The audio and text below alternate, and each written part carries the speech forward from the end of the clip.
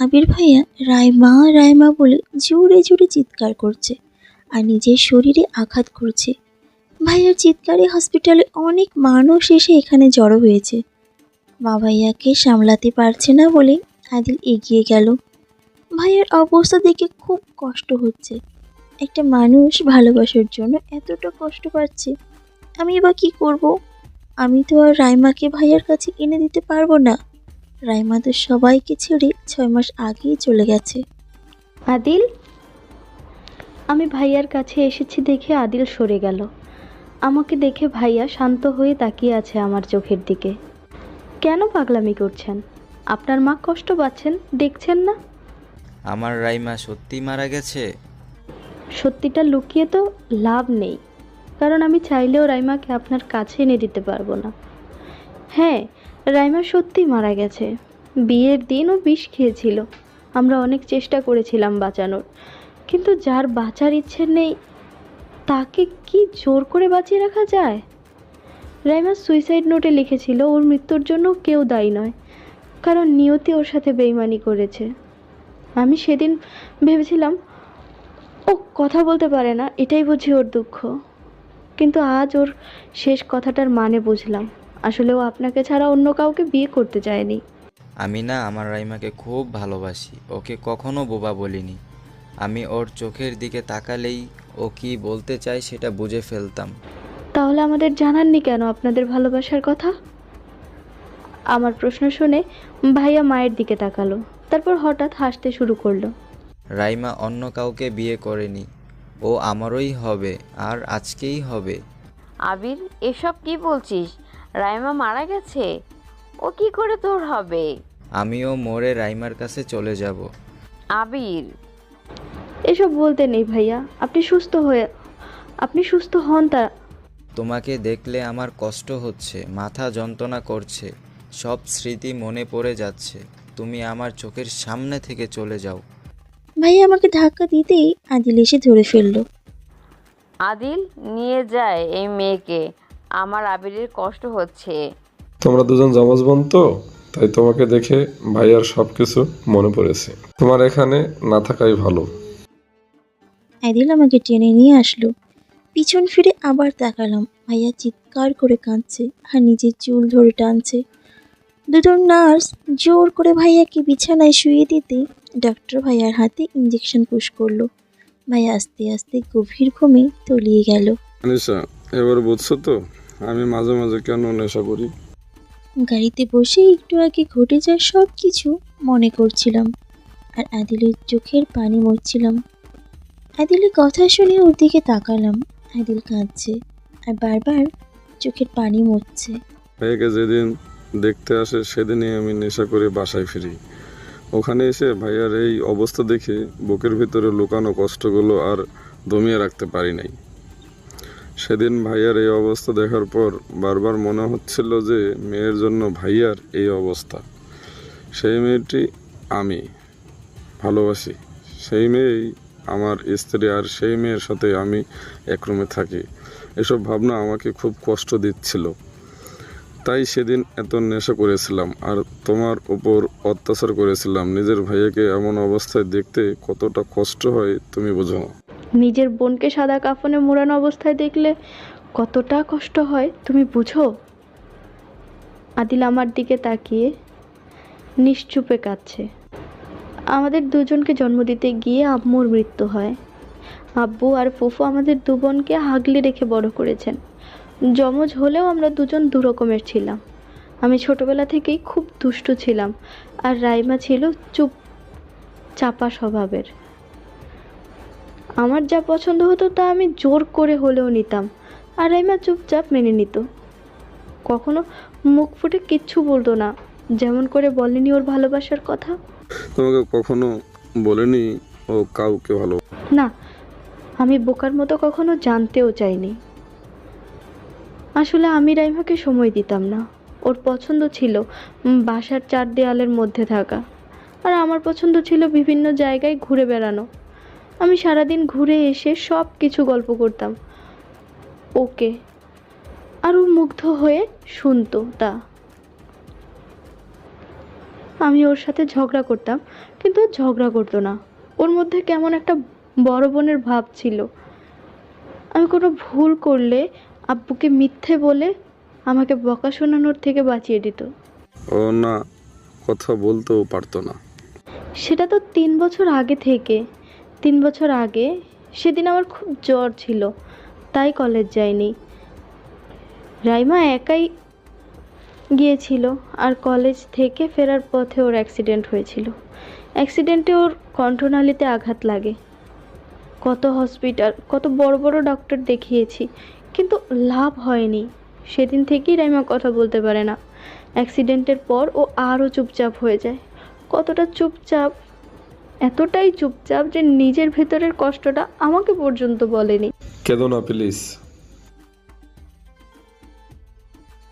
জানো আদিল, ওর যেদিন বিয়ে ছিল সেদিন আমি নিজের হাতে ওকে বউ সাজিয়েছিলাম।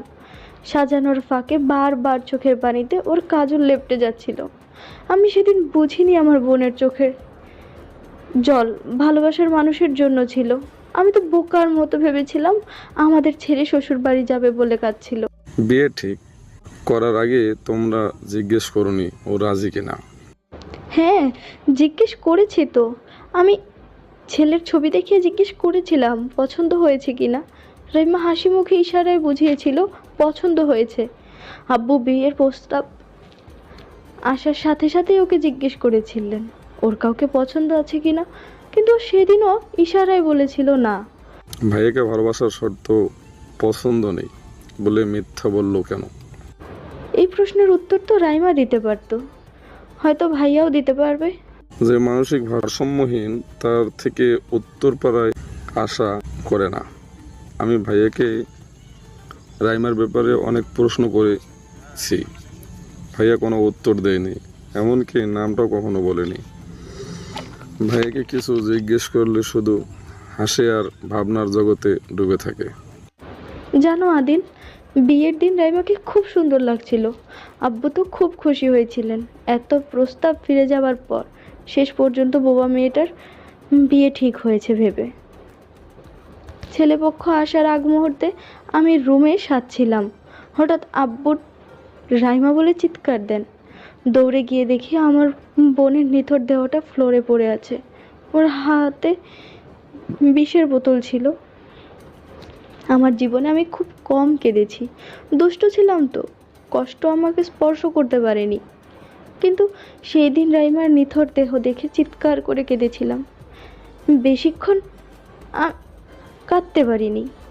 রাইমাকে দাফন কাজের পর আমি স্বাভাবিক হয়ে গিয়েছিলাম।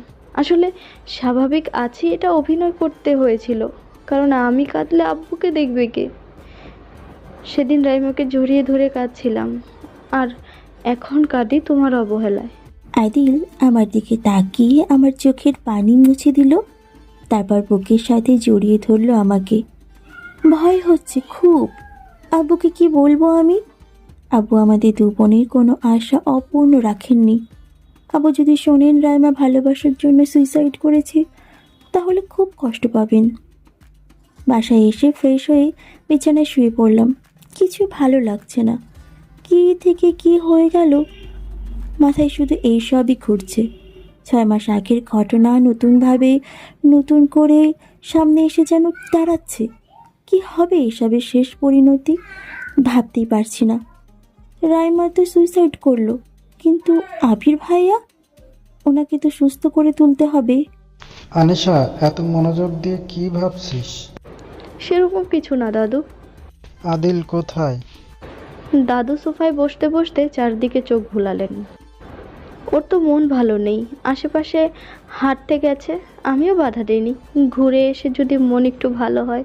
কি থেকে কি হচ্ছে কিছুই বুঝতে পারছি না। আবির এভাবে হসপিটালে পড়ে আছে, এসব দেখে কি আমাদের কারো ভালো লাগে? আদিল নিজের ভাইয়ের এই অবস্থা মেনে নিতে পারছে না। আচ্ছা দাদু, ডক্টর কি বলেছে? ভাইয়া কি কখনো সুস্থ হবে না? কত ডাক্তার দেখালাম, দেশের বাইরে পর্যন্ত পাঠিয়েছি, কিন্তু কোনো লাভ হয়নি। আস্তে আস্তে সব ঠিক হয়ে যাবে দাদু। তবে এত কিছুর মধ্যে এইটা ভেবে ভালো লাগছে যে আমার আবির দাদু ভাইয়ের মতো আদিল দাদু ভাইকে কষ্ট পেতে হবে না। এতদিন তো ভয়ে ছিলাম তোকে শিরিন তাড়িয়ে দিবে ভেবে, কিন্তু এখন তো আর এইটা করতে পারবে না, কারণ তোর তো কোনো দোষ নেই। দোষ রাইমারও নেই দাদু, কারণ ও কাউকে ঠকানোর মেয়েই ছিল না। তবে রাইমা কেন আমাদের ভাইয়ের কথা জানায়নি সেটা ভেবে পাচ্ছি না। যা হবার তো হয়েই গেছে, এখন আবির সুস্থ হলেই হলো। আর তোকে বলছি, আদিলকে কখনো কষ্ট দিস না। ভাবি, কি ব্যাপারে এত খুশি? আমি জানতাম তুমি কোনো অন্যায় করতেই পারো না। উফ, এবার শান্তি লাগছে। আম্মুর সামনে অভিনয় করে তোমাকে আর বকাঝকা করতে হবে না। কিন্তু রাইমা আপুর কথা ভেবে খারাপ লাগছে, আর ভাইয়া তো। মন খারাপ করো না মিতু, দেখো ভাইয়া ঠিক সুস্থ হয়ে যাবে।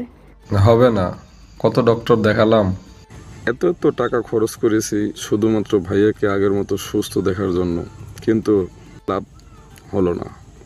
ব্যাংকে যার টাকা ছিল তাতেও হয়নি। ভাইয়ার নিজের হাতে গড়া ফ্ল্যাট, কোম্পানির সব কিছু বিক্রি করতে হয়েছে। সব কিছু পরও যদি ভাইয়া আগের মতো স্বাভাবিক জীবনে ফিরে আসতো। আমার ব্যাংক ব্যালেন্স, ফ্ল্যাট, কোম্পানি এসব চাই না। যেভাবে আছি এভাবে থাকলেই হবে, শুধু ভাইয়াকে স্বাভাবিক দেখতে চাই।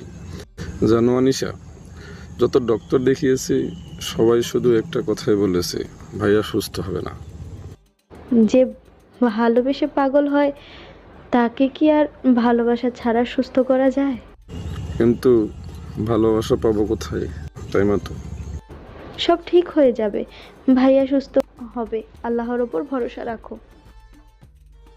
জানালার কাছে দাঁড়িয়ে আনমনা হয়ে রাতের আকাশ দেখছি আর ভাবছি, রাইমা যদি একবার আমাকে ওর রিলেশনের কথা বলতো তাহলে হয়তো আজকের এই দিনটা দেখতে হতো না। হঠাৎ ফোনের রিংটোন বেজে উঠল, চমকে উঠলাম। আব্বু নয় তো। ফোনের স্ক্রিনে আব্বু লেখা ভাসছে। যা ভয় পেয়েছিলাম তাই হলো।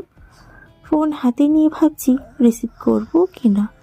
রিসিভ না করলে আব্বু আবার টেনশন করবে, তাই রিসিভ করলাম। আব্বু, এসে ফোন করার কথা ছিল, করিসনি তো? কি হয়েছে তোর, বলতো আমাকে। কি হবে, কিছু হয়নি তো। তোর কণ্ঠটা এমন কাঁপা কাঁপা শোনাচ্ছে কেন? তুই কি কাঁদছিস? আব্বু, রাইমার কথা খুব মনে পড়ছে। আচ্ছা আব্বু, রাইমা কি কখনো তোমাকে বলেছিল ও কাউকে ভালোবাসে? আমার মেয়ে কাউকে ভালোবাসবে আর আমি ওকে তার হাতে তুলে দিব না, তা কি হয়? কিন্তু হঠাৎ এই প্রশ্ন করছিস কেন? এমনি আজ হঠাৎ মনে পড়েছে ওর কথা। কিছু লুকাচ্ছিস আমার থেকে? দেখ, ভিতরে কষ্ট চেপে রাখিস না। আব্বুকে বল কি হয়েছে। বাসায় আসবো, তোমাকে খুব দেখতে ইচ্ছে হচ্ছে, এসে না হয় সব বলবো। ঠিক আছে। আদিল, আমি বাসায় যাব দুদিনের জন্য। আমার প্রশ্ন শুনেই সবাই খাবার রেখে আমার মুখের দিকে তাকিয়ে আছে। সবাই হয়তো ভাবছে বাসার এমন পরিস্থিতিতে আমি কি করে যেতে চাইছি, কিন্তু আমি কি করব?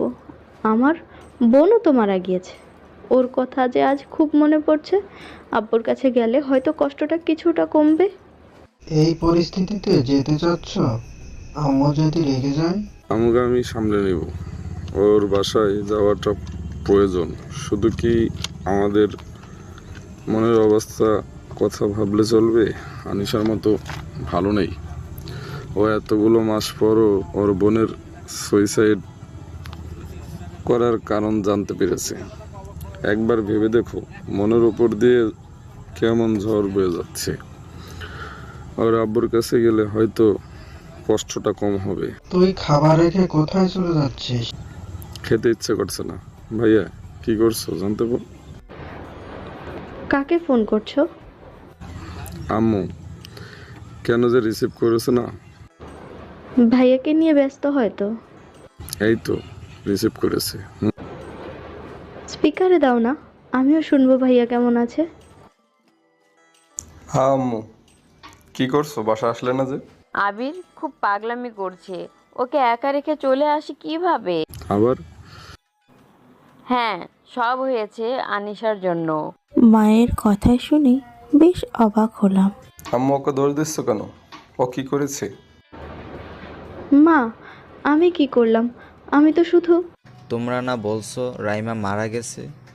এই তো রাইমা কথা বলছে, তোমরা আমাকে মিথ্যা বললে। এটা রাইমা নয় বাবা, ও আনিশা। ওকে একদম সহ্য হয় না, দেখলে আমার সব মনে পড়ে যায়। ভাইয়া জোরে জোরে চিৎকার শুরু করেছে, হয়তো নিজের শরীরে নিজে আঘাত করেছে।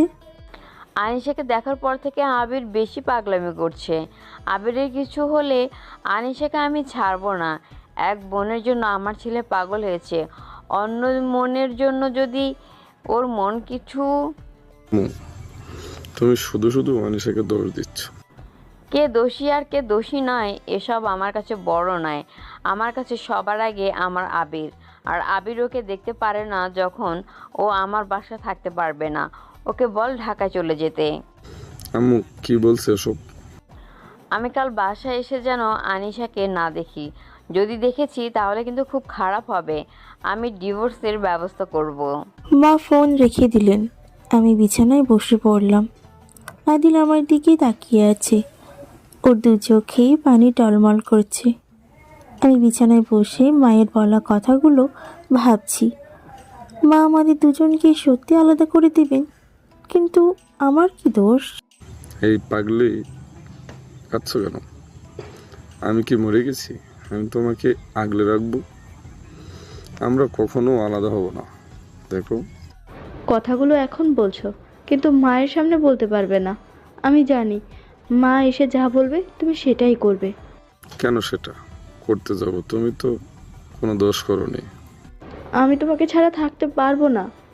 আমি কি বলেছি আমাকে ছাড়া থাকতে হবে? পাগলি, অযথাই কাঁদছো তুমি। আদিল আমাকে বুকের সাথে জড়িয়ে ধরলো। ওর বুকে মুখ গুজে কাঁদছি। আমি তো অযথা ভয় পাচ্ছি না। মা যা বলেছেন বাসায় ফিরে সেটাই করবেন। আর আব্বু তো রাইমার সুইসাইডের কারণ জানতে পারলে, আমার উপর অত্যাচার করা হচ্ছে জানতে পারলে, আমাকে এখানে আর রাখবে না। ভয় হচ্ছে খুব, সত্যি যদি আমাদের আলাদা করে দেয় ওরা। আচ্ছা, সত্যিকারের ভালোবাসা এত কষ্ট কেন?